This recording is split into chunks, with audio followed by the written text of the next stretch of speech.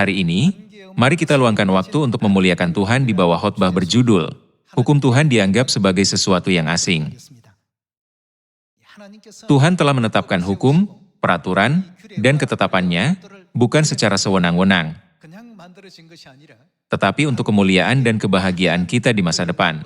Inilah alasan mengapa Dia menetapkan hukum, perintah, dan perjanjiannya. Dengan mengingat hal ini, kita harus selalu menuruti firman Tuhan dan hidup sesuai dengan itu. Setiap kali kita berpikir tentang Bapa Sorgawi dan Ibu Sorgawi yang turun ke bumi ini dalam tubuh dan tidak ragu-ragu untuk memikul salib, dengan rela menanggung semua jenis penderitaan dan mengorbankan diri mereka sendiri untuk kebahagiaan kita menyadari bahwa kita tidak boleh melihat perjanjian baru ini hanya sebagai peraturan yang perlu dituruti. Tuhan, setelah mempertimbangkan dengan cermat, melihat akhir dari awal dan telah melakukan semua hal ini untuk kebahagiaan anak-anak-Nya.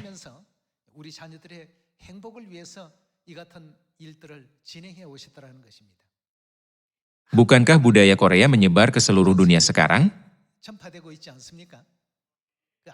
Gelombang Korea menyebar ke seluruh dunia.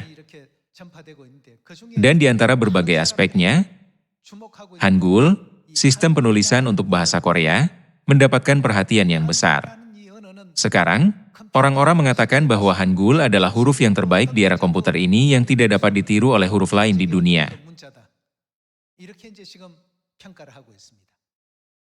Bahkan sebelum itu, Hangul sudah ada, bukan? Hangul sudah ada di dunia dan digunakan oleh banyak orang bahkan sebelumnya. Tetapi baru belakangan ini keunggulan Hangul mulai diakui. Demikian pula halnya dengan semua kebenaran perjanjian baru. Bapa dan Ibu telah mengetahui segalanya dan berkata, selalu perhatikan perkataan ini. Lakukanlah hanya sesuai dengan perkataan ini. Hari-hari di mana dunia akan mengakui nilai sebenarnya akan segera tiba. Mungkin sekarang kalian tidak mengerti, mengapa kalian harus memelihara hari Sabat dan Paskah pada zaman ini, tetapi akan datang saatnya kalian akan mengerti dengan jelas. Sekarang dikatakan bahwa begitu kursus bahasa Korea dibuka, tempat kursusnya ramai karena kurangnya guru dan ruang yang tidak mencukupi.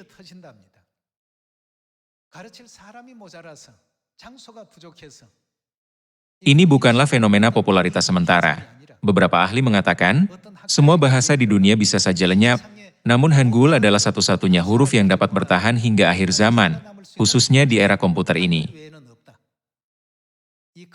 Orang seringkali menyebut era ini sebagai zaman AI. Mereka juga mengatakan, bahkan di zaman seperti ini, tidak ada huruf selain Hangul yang tidak akan pernah hilang. Pikirkan tentang bagaimana dunia sangat memujinya. Dan banyak orang di seluruh dunia berusaha keras untuk belajar bahasa Hangul. Saya berbicara hari ini bukan untuk membanggakan Hangul. Itulah yang berlaku untuk kebenaran perjanjian baru kita. Meskipun telah tersembunyi sepanjang sejarah dan tidak diketahui oleh banyak orang, tiba-tiba, orang-orang di seluruh dunia akan menyadari bahwa kebenaran perjanjian baru adalah yang paling unggul dan paling istimewa, dan bahwa semangat rohani yang seharusnya dimiliki manusia terkandung di dalamnya.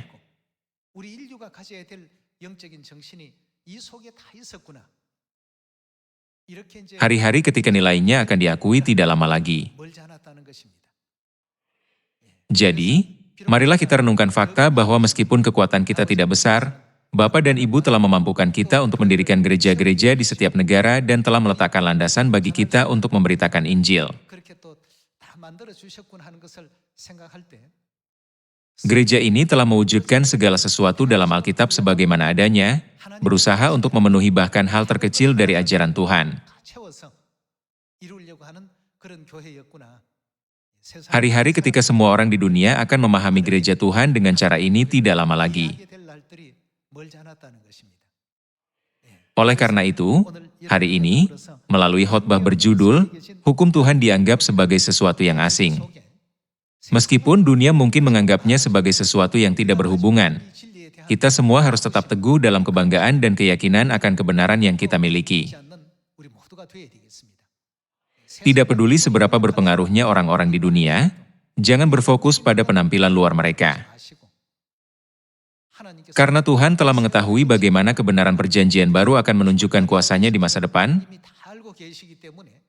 Dia menekankan bahwa kita tidak boleh menambah atau mengurangi kebenaran perjanjian baru, tetapi harus menjaganya tetap murni sampai akhir dan selalu berdiam di dalam firman-Nya.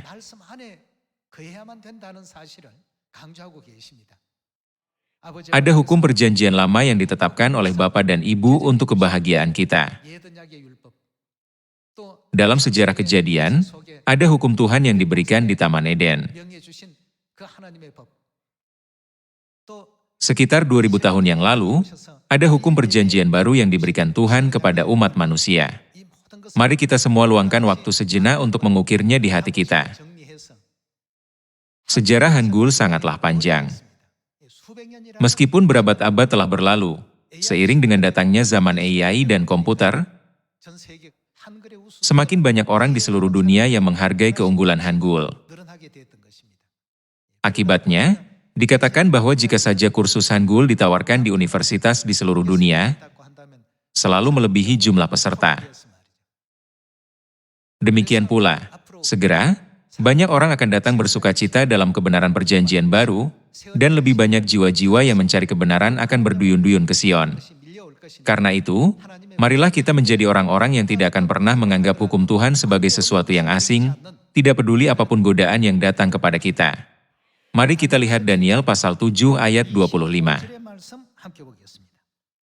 Daniel pasal 7 ayat 25 dapat dilihat sebagai hal yang sangat penting dalam pengajaran Tuhan, tentang gereja yang benar dan gereja yang salah, gereja yang akan diselamatkan dan gereja yang tidak akan diselamatkan.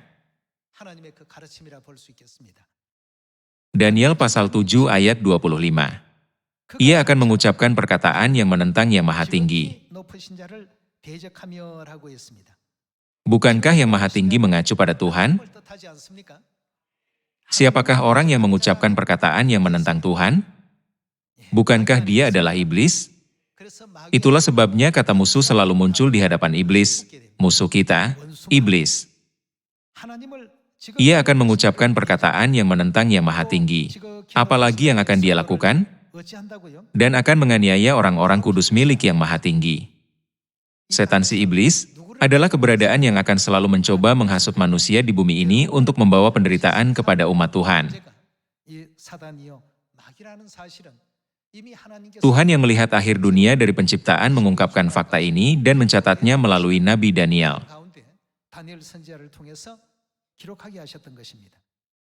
Ia akan mengucapkan perkataan yang menentang Yang Maha Tinggi. Apalagi yang akan dia lakukan? Akan menganiaya orang-orang kudus milik Yang Maha Tinggi. Apa yang akan dia coba ubah? Ia berusaha untuk mengubah waktu dan hukum. Alkitab mengajarkan kepada kita bahwa dia akan berusaha untuk mengubah waktu dan hukum Tuhan. Lalu pertanyaannya adalah, siapakah yang berusaha mengubah waktu dan hukum yang telah ditetapkan Tuhan? Apakah Tuhan atau setan yang menentang Tuhan? Tuhan pasti tidak mengubah waktu dan hukum yang telah ditentukannya. Akan tetapi, setanlah yang berusaha mengubahnya.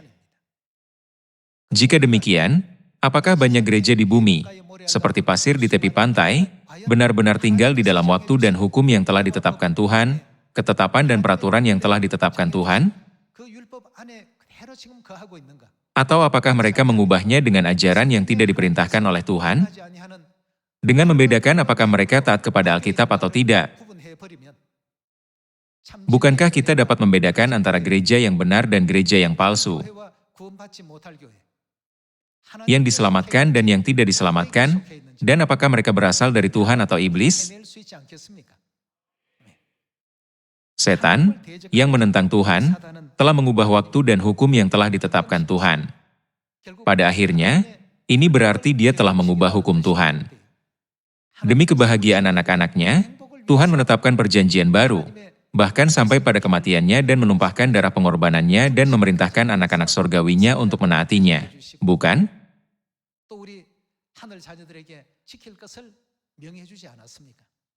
Jadi, iblis tidak pernah membuka jalan bagi anak-anak Tuhan untuk berjalan sesuai dengan kehendak Tuhan.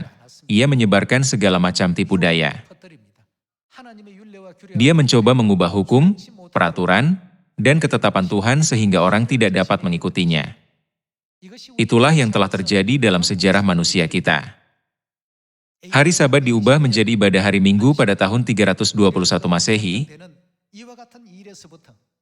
Paskah yang diperintahkan Tuhan untuk kita rayakan dihapuskan pada tahun 325 Masehi, dan peraturan-peraturan yang tidak diperintahkan Tuhan diperkenalkan ke dalam gereja-gereja, seperti salib dan adat istiadat seperti Natal. Berbagai kebiasaan agama pagan seperti telur Paskah dan kelinci Paskah mulai diterima di dalam gereja-gereja,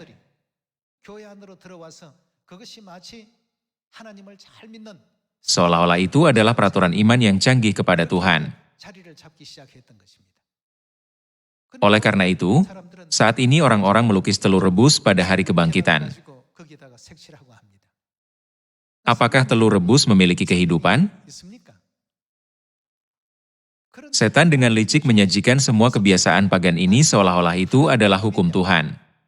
Apa yang dicatat oleh kitab Wahyu tentang hal ini?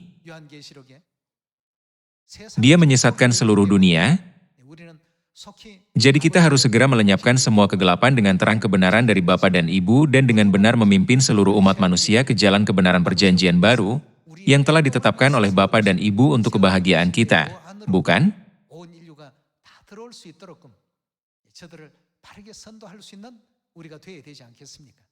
Dalam Daniel pasal 7, dikatakan bahwa dia akan berusaha untuk mengubah waktu yang ditetapkan dan hukum, dan orang-orang kudus akan diserahkan ke dalam tangannya selama 1 masa dan 2 masa dan setengah masa. Meskipun ia mungkin tampak memegang kekuasaan, apa yang dikatakan nubuat kepada kita? Mari kita lihat ayat 26. Lalu majelis pengadilan akan duduk, dan kekuasaan akan, apa yang akan terjadi pada kekuasaannya? Itu akan dicabut daripadanya untuk dimusnahkan dan dihancurkan sampai lenyap. Dia tidak akan pernah bisa berhasil. Ini sudah ditakdirkan. Mari kita lihat ayat 27.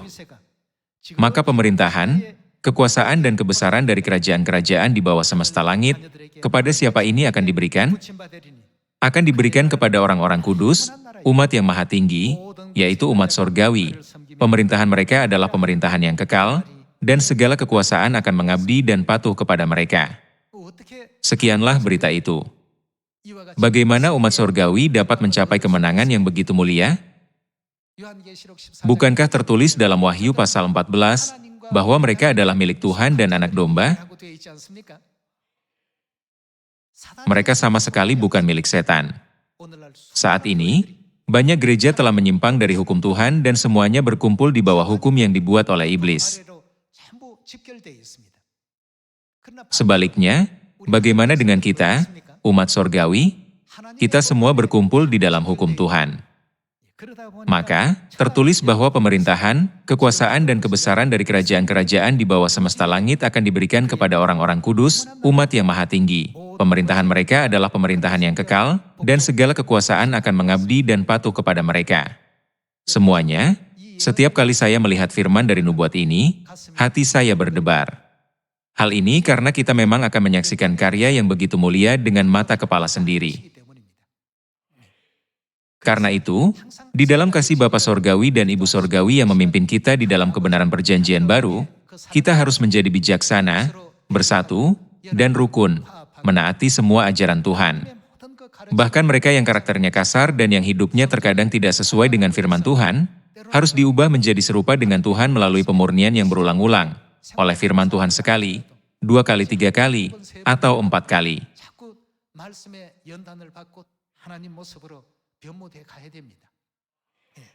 Ketika kita menjadi seperti Tuhan tidak hanya secara lahiriah tetapi juga di dalam batin kita, selalu memikirkan keselamatan dunia, bukankah kita akan dapat berkata, saya menyerupai Bapa, saya menyerupai Ibu? Kita semua harus berusaha untuk menyerupai mereka. Maka, umat sorgawi tidak boleh menyimpang dari firman Bapa dan Ibu. Bukankah kita harus menjadi orang yang dapat sepenuhnya menaati kehendak-Nya, tanpa menambah atau mengurangi firman yang telah Dia berikan kepada kita? Itu adalah kehendak Tuhan. Karena memberikan kebahagiaan kepada kita adalah kehendak Tuhan, maka kita tidak boleh lupa bahwa Dia telah membimbing kita untuk setia menaati ketetapan, peraturan, dan hukumnya. Mari kita beralih ke kitab Wahyu pasal 22. Wahyu pasal 22 ayat 18. Aku bersaksi kepada setiap orang yang mendengar perkataan-perkataan nubuat dari kitab ini. Kitab ini merujuk pada Alkitab. Jika seorang menambahkan sesuatu kepada perkataan-perkataan ini, Alkitab mencatat firman Tuhan. Jadi jika ada yang menambahkan sesuatu pada firman Tuhan, maka Allah akan menambahkan kepadanya malapetaka-malapetaka yang tertulis di dalam kitab ini.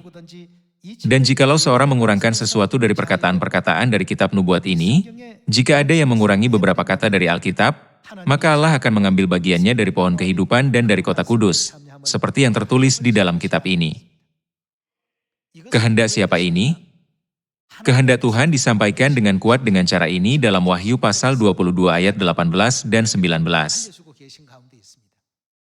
Karena prinsip-prinsip yang Tuhan tetapkan untuk masa depan anak-anaknya yang mulia, melalui pengorbanannya tertanam dalam Alkitab, tidak seorang pun boleh secara sewenang-wenang menambah atau mengurangi firman Alkitab. Ayat-ayat ini menyampaikan pesan yang sangat penting.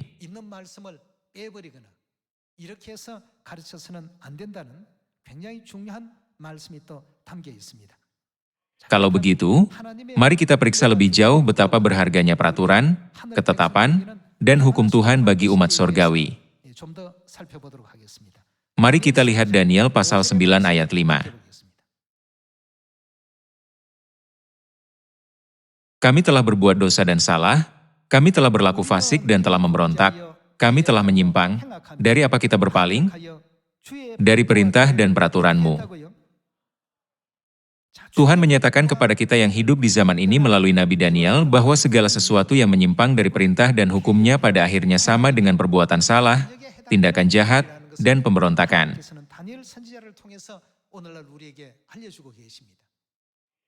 Terlepas dari peringatan Tuhan yang penuh kuasa, gereja-gereja masa kini menganggap penyimpangan dari peraturan, ketetapan, dan hukum Tuhan sebagai hal yang tidak penting.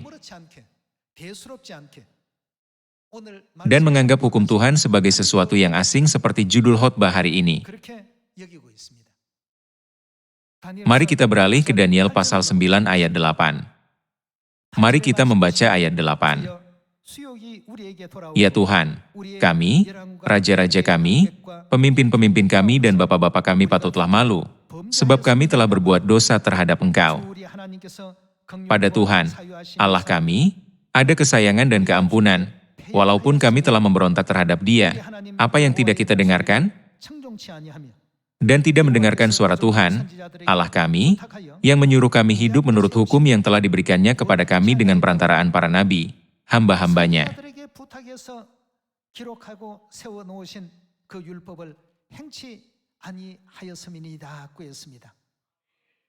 Apa yang akhirnya diakibatkan oleh tindakan-tindakan tersebut? Mereka patutlah malu. Pada akhirnya, bangsa Israel dilucuti kedaulatannya, menjadi tawanan bangsa lain, dan terpaksa menjadi budak yang tidak diinginkan. Mari kita lanjutkan dengan ayat 11.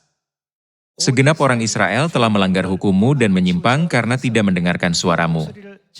Sebab itu telah dicurahkan ke atas kami kutuk dan sumpah, yang tertulis dalam kitab Taurat Musa, hamba Allah itu, sebab kami telah berbuat dosa terhadap Dia.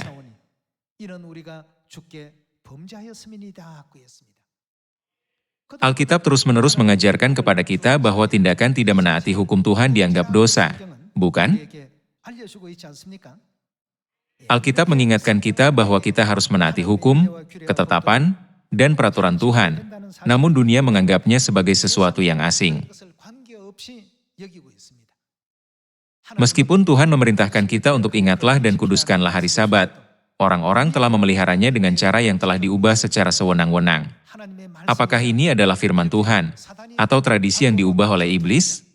Tentu saja, mereka yang percaya kepada Tuhan harus memilih firman Tuhan. Mari kita lihat Hosea pasal 7 ayat 13. Hosea pasal 7 ayat 13.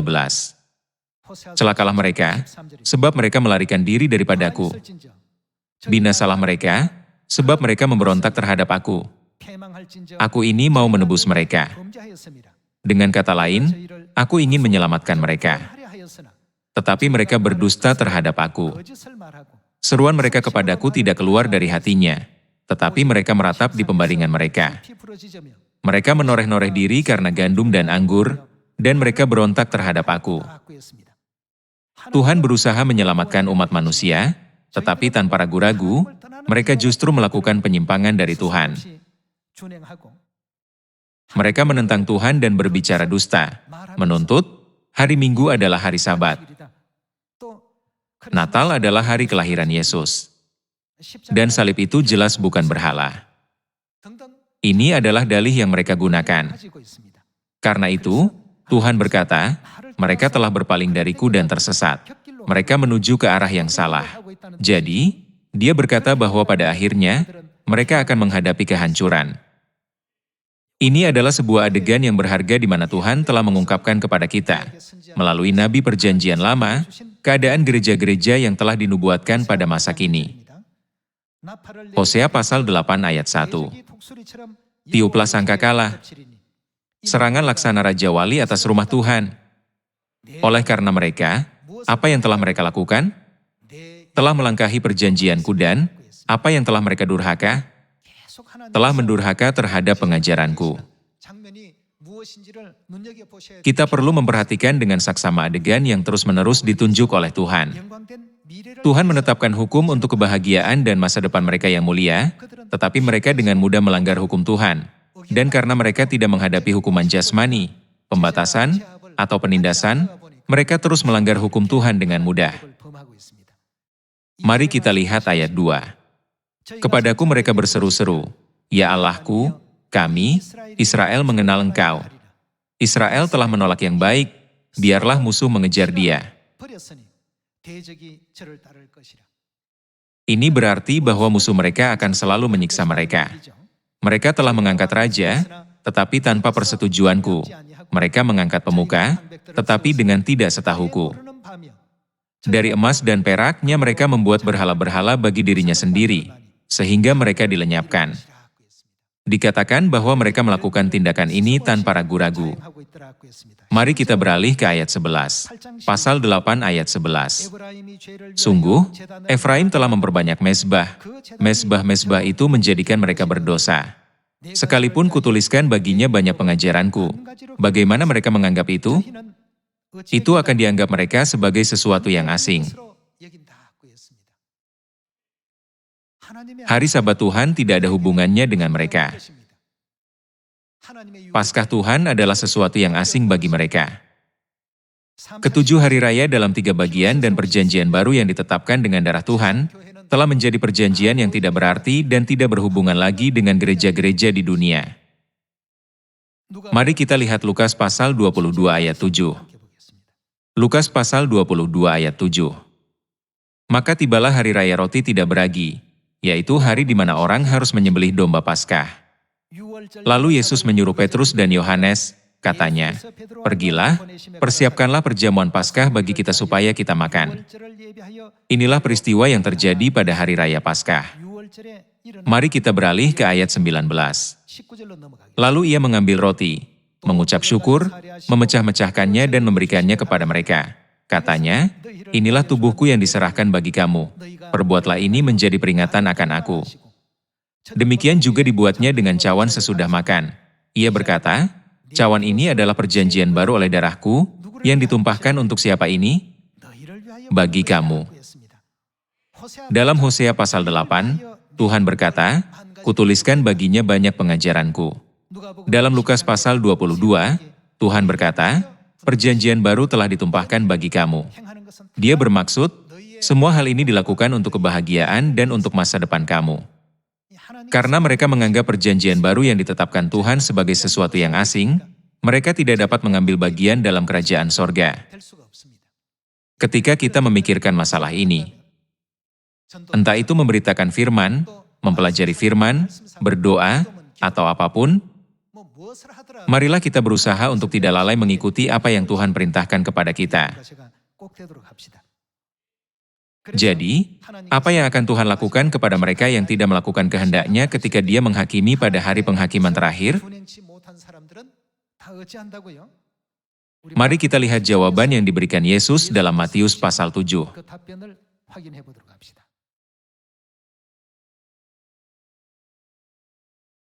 Matius pasal 7 ayat 21. 21절입니다. Bukan setiap orang yang berseru kepadaku, Tuhan, Tuhan, akan masuk ke dalam kerajaan sorga, melainkan dia yang melakukan kehendak Bapakku yang di sorga. Kehendak Tuhan adalah agar kita menaati hukum Tuhan dengan setia. Namun, setan mengubah waktu dan hukum yang ditetapkan Tuhan, dan dia bahkan membuat hukum yang diubah itu tanpa seolah-olah itu adalah ajaran yang asli. Banyak orang sekarang mengikuti jalan itu. Tetapi, ini bukanlah jalan menuju sorga. Itu pasti jalan kemalangan yang dibimbing setan, yang membawa mereka kepada hukuman kekal. Itulah sebabnya mengapa dinubuatkan dalam Daniel pasal 7 bahwa kehancuran kekal akan menimpanya. Mari kita lihat ayat 23. Pada waktu itulah aku akan berterus terang kepada mereka dan berkata, Aku tidak pernah mengenal kamu, enyahlah daripadaku, kamu sekalian pembuat kejahatan, kalian telah menginjak-injak perintahku. Siapa yang dimaksud dengan pembuat kejahatan yang disebutkan di sini? Mereka yang tidak mengikuti jalan menuju kerajaan sorga seperti yang diajarkan oleh Tuhan, tetapi justru menaati hukum yang mereka ciptakan sendiri, berarti mereka sedang melakukan kejahatan. Mereka menjalankan ibadah hari Minggu sebagai ganti hari Sabat, merayakan Natal sebagai ganti Paskah, menyembah salib sebagai benda suci, dan sebagainya. Saat ini, banyak gereja berpegang pada ajaran ini dan ajaran serupa lainnya. Kesimpulannya, Tuhan akan berkata, enyahlah daripadaku, kamu sekalian yang melanggar perintahku.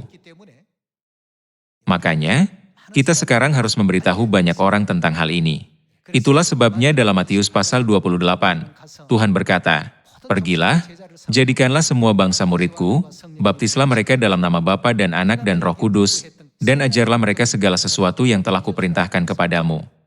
Tidak ada jalan lain bagi umat manusia, selain jalan ke sorga yang telah diajarkan oleh Bapa dan Ibu kepada kita. Mari kita lihat Ulangan pasal 10 ayat 12.